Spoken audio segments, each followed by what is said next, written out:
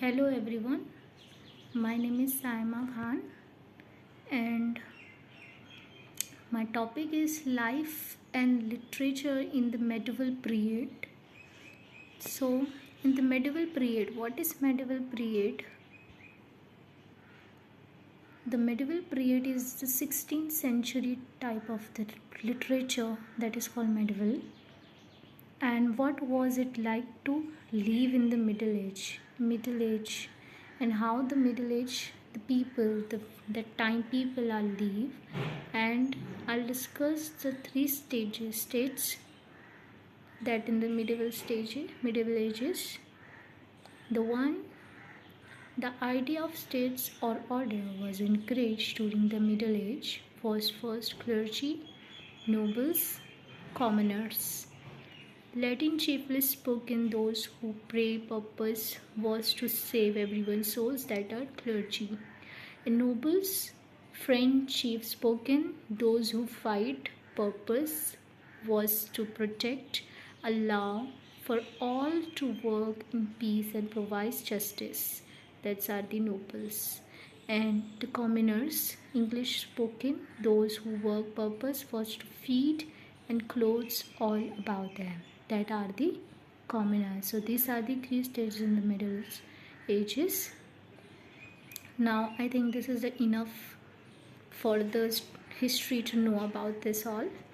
And this is our English class. So let's move to the perspective of the English. What kind of literature that time? So the literature during the medieval period. Let's see. First come to the language. The language in the Middle Age. Let's see. Latin was the language of the Roman Catholic Church, which dominated Europe. The church was the only source of education. Thus, the Latin was a common language for the medieval writing. The commoners couldn't read any way. They have heard the stories passed down orally, so they cannot write. Writing. Now come to the writing part. Catholic clerks were the intellectual center of society in the Middle Ages, and it is their literature that was produced in the greatest quantity. Now, characteristic of medieval literature. First, romance. You all have know about the romance. So, a narrative in a prose or verse that tells of the high adventures and heroic exploit of clever heroes. Tells of exploit of knight, often are supernatural elements involved. Now the second, Christian message. To concern with the salvation and the world to come. No interest in the social changes, only spiritual changes. This was true until the late 14th century. Geoffrey Chaucer and Allegory signal new thinking try up ending social order. Now, characteristic of medieval literature, use of allegory. Now, how they are using allegory? See, an allegory is a figurative mode of representation convey a meaning other than the literal.